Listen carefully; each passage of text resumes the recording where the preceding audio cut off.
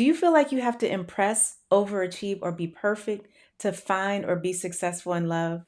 Here's the truth: the most magnetic women I know don't rely on hustle, they rely on emotional presence. Today, we're going to explore how showing up soft, present, and confident beats overachievement in love, and how you can start practicing today. Stay tuned, we're going to dig in. Welcome to the Secret Formula of Femininity for women who want to live a more feminine, fun, and fabulous life. I'm Dr. Nicole Montero, your host on this weekly journey to unlocking your inner radiance, nurturing fulfilling relationships, and becoming the best version of yourself. Welcome back, everybody. I'm Dr. Nicole, your host and guide to tapping into your feminine essence. So I want to start with a story about a woman that I actually personally knew. I'm just going to call her Mia. And she was a beautiful woman. I know I always say that, but literally, I run into so many high powered, successful, beautiful women who are struggling in love. And we try to peel back the onion to really understand why. So she struggled in dating despite all of these achievements and these accolades. She felt like every date or proposition or anytime she interacted with a man that she was interested in, it felt like a performance to her. She felt like she had to impress them with her career, her lifestyle, and even her knowledge on a wide array of topics. We used to joke that it seemed like she was auditioning for Jeopardy when she was really just trying to get to know someone. After several frustrating months, and I guess you could say I was informally coaching her, we got to the point where she was able to realize that the key wasn't more effort. She was thinking, like, I need to do this, I need to learn that. It was the fact that she needed to be more present as opposed to trying to impress more. We helped her to shift her mindset from perfection and performance to curiosity and presence. She learned the art of engagement. She laughed more. She asked more questions. She was genuinely curious, and it took less effort on her part than trying to be this perfect person who was going around impressing. Immediately, she began to notice a difference. She started attracting and just going out with more aligned, attentive people versus those that she felt inadequate and insecure around.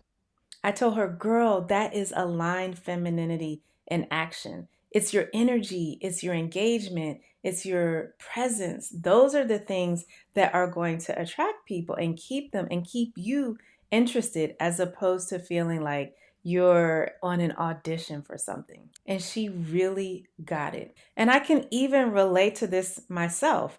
There were times early in my career, and I could say a lot of it was my own insecurity and the mindset and the false perception that I had to be perfect. And this spilled over into the early years in my marriage.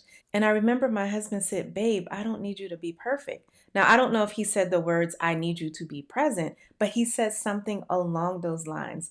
The imperfect you who's just you is so much better than a perfect version of what you're trying to be. I remember just being in a period in my life where I was in proving mode. It was about over communicating, over explaining, overachieving, over performing. And it was honestly exhausting. One day I just shifted and tried something different. I leaned into who I naturally was. I was someone who was just genuinely curious, loved to be around people, loved to listen, ask questions, and engage in real conversation where I was relaxed. And I went back into that mode. I don't know how exactly I had gotten away from that version of her, but I realized that was who I needed to be more of.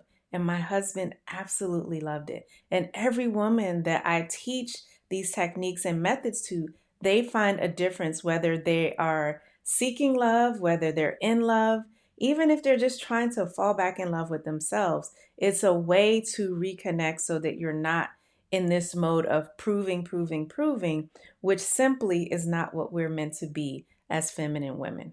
And that's the pivotal shift that I'm going to break down in today's episode.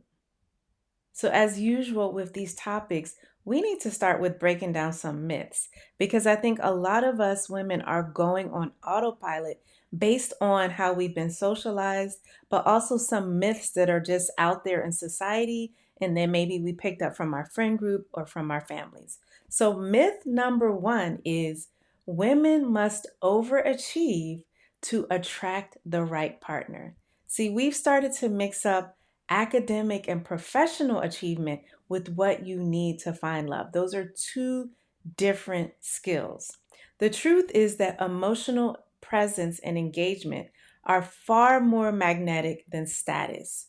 As a woman, your status is not what is going to carry you through a healthy, fulfilling relationship. It's your ability to tap into your feminine energy, to be present, and to learn the art of engagement.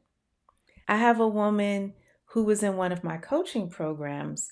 I'll just call her Sally. And we really helped on dismantling this myth with her. And she learned to stop highlighting her awards and all of, the latest achievement at her job when she was going out on dates. And instead, she focused on listening.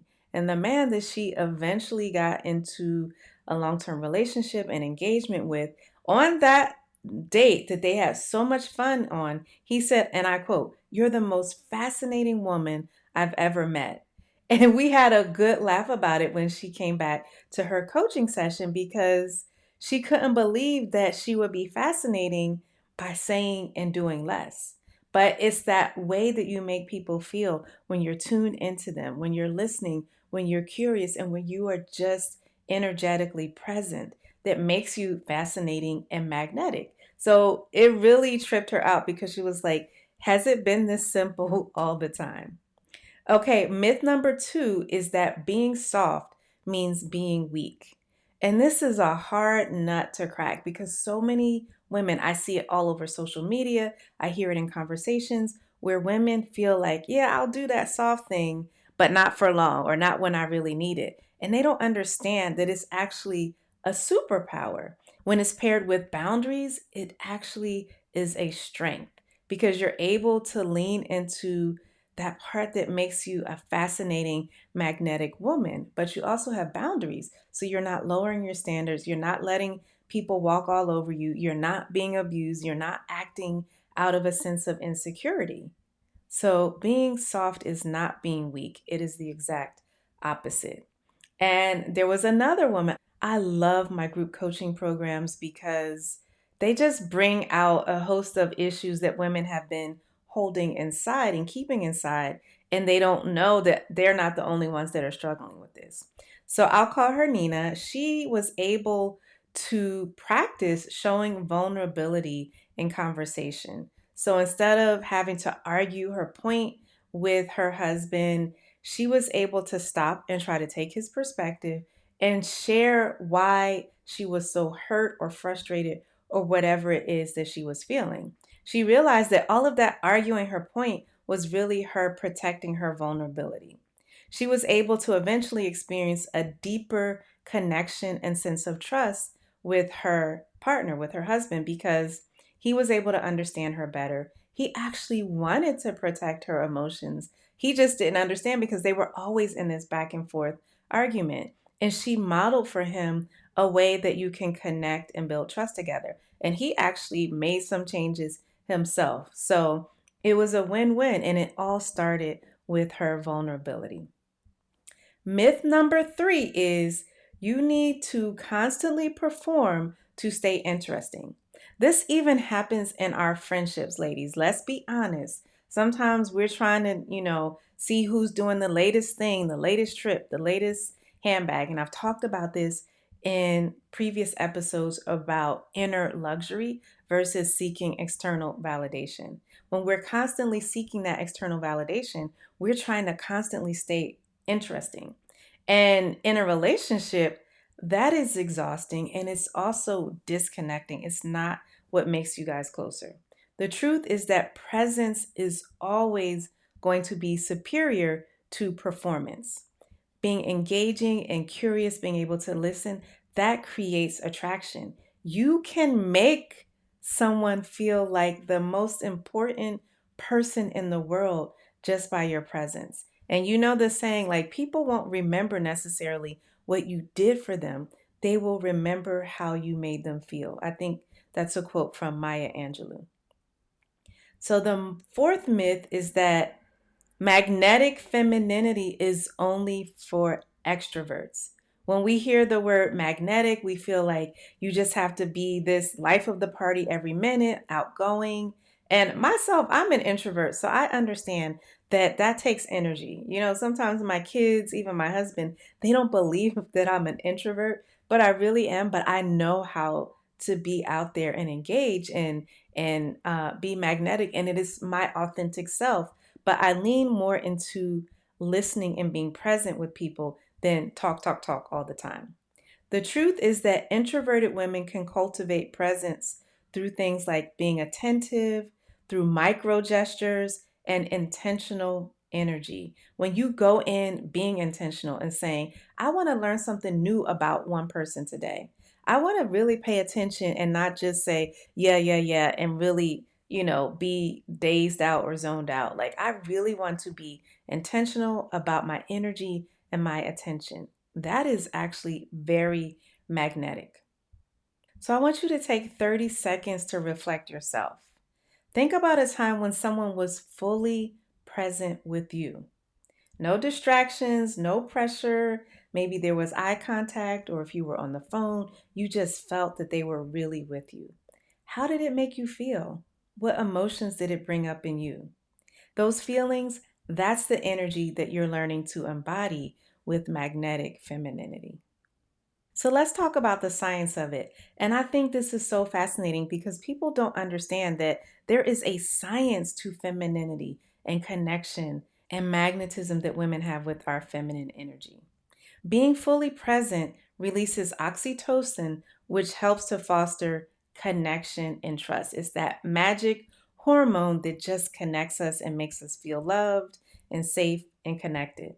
On the other hand, multitasking or overthinking actually triggers cortisol, and that's the stress hormone that many of us are walking around with too much of. Yes, we need it in a real emergency, but some of us are overthinking, self analyzing, being self critical, and we lose sight of the other person. We're with someone else, but then we're like performing, we're feeling insecure, we're trying to be interesting. We're doing this whole tap dance, and it's actually making us feel more stressed and creating and it's actually making us feel more stressed and having more cortisol in our system. And a lot of times that will show up later on. We don't sleep well. We feel on edge. It's hard to unwind. It's hard to feel at ease in your body. And from the perspective of attachment, we know secure attachment is so important. And secure attachment actually stems from internal stability. So that's where you're able to be emotionally attuned or in tune with yourself, first and foremost. And you're able to be more present with yourself and others as opposed to being in performance mode. So all of those things help to lead to a secure attachment. So if you think about it within your relationship, a secure attachment is what helps you to feel safe. It leads to more fulfillment and it leads to a long term stable relationship.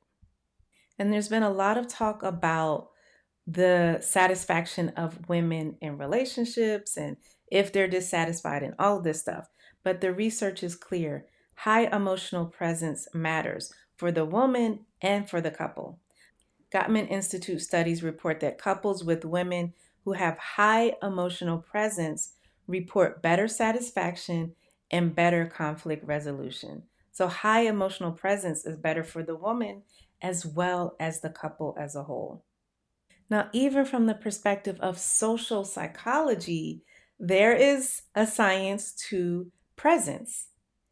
Presence and confident body language actually make people more appealing to others.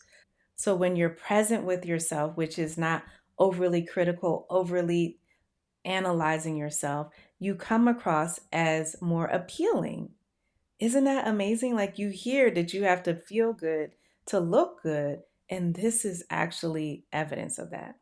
And how do you convey confidence? Well, it's being curious, engaged, relaxed, these things are signals. We're actually wired to look for safety in other people. That's how we've been able to evolve as a species. We are tuned in to chemical messages as well as body language, all of these small micro gestures that say to us, okay, we can trust this person. They're not a danger. They're not too tense. This is not a dangerous situation. So when you present yourself in that way where you're curious, you have to be in a safe zone to be curious, or you're engaged, or you're relaxed. That signals not just to yourself, but to the other person.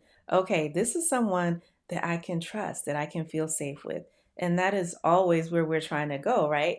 When we're trying to develop healthy relationships. So let's pause for a second. I want you to close your eyes and imagine showing up on a date or any other conversation fully present. Notice your posture, your tone, and your energy. Feel how it shifts attraction when you notice that your posture is confident, your tone is soft and relaxed, and you're actually present. That, again, is the energy that you want to embody as you move out in the world. So, how can you actually start practicing this, right? We know what the goal is as far as embodying that magnetic femininity. So, here are some exercises, some tips, some things that you can try on a small level you want to build up. One is during conversations, focus really on listening. Stop interjecting, interrupting. Try to mirror the other person's body language. Try to make eye contact. Try to show that you are really with them and paying attention. And you'll be surprised. You don't have to say, I'm paying attention, but your body language, your tone, and even your energy, like what you're thinking internally, that all comes across. Another thing that's really important, and I tell everybody, mindfulness. Let me tell you, practicing regular mindfulness has changed my life. And this is for the past 15 years. I remember when I used to just be a ball of anxiety. I used to do things like body scans and deep breathing and visualization. And it really shifts things. And it's part of my daily wellness routine now. So, what you can do is try to practice 5 minutes of mindfulness in the morning or the evening just to center yourself and check your energy. It could be a guided mindfulness. There's so many apps. One that I love is called Oak, and you can set it to 5 minutes. And they have just an unguided one with soft, beautiful music, or there's one that you listen to the words and you visualize and you say to yourself the mantras that they're saying. You can pair this with your spiritual practice. If you pray, when I pray in the morning, afterwards, I do 5 minutes of just checking in with myself with deep breathing, being present. Mindfulness is simply being present, noticing where you are in the present without judgment of yourself. So I'm sure we all have 5 minutes. And doing that as a practice is how you're going to be able to go out into the world and embody that presence and that curiosity and engagement with other people. You also want to just do emotional check ins with yourself. There is nothing more attractive than a woman who is at ease in her emotions, where it's not just coming out in terms of a nervous physical energy or her projecting her insecurities on other people. So, one thing you can do for an emotional check in is ask yourself, am I showing up from a curious and playful place or from a performance place? And you can ask that in various situations in your relationship, or if you're just starting a relationship, in your friendships, different areas of your life, even business. Business is very relational. You want people to feel at ease with you, feel like they can trust you and be safe. And being overly stiff and performative is the opposite of that energy. The other thing is practice your playful feminine energy, especially between couples. This is magnetic. Do things like tease, have little pet names, have a sense of humor, learn to engage in spontaneous gestures. That creates a magnetic tension.